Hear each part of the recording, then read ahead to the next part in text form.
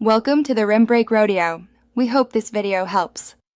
Start by planning the structure and budget for your blog, niche, target reader, and content cadence for the first 3 months. Choose a domain name and register it, typically 0 to 5 per year. Select shared hosting starting around $95 per month for basic plans, or pick managed WordPress hosting if you need more support. Install WordPress with one-click installer from your hosting control panel, then log into WP Admin and set site title, time zone, and admin email before moving to design. Design decisions determine speed and usability.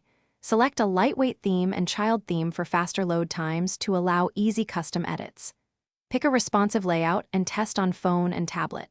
Install essential plugins, SEO, security backup, and caching to protect and optimize your site. Configure basic settings for each plugin. Create core pages, about, contact, privacy policy, and a blog page. Then set the blog page under reading settings and add navigation menus for clear user flow.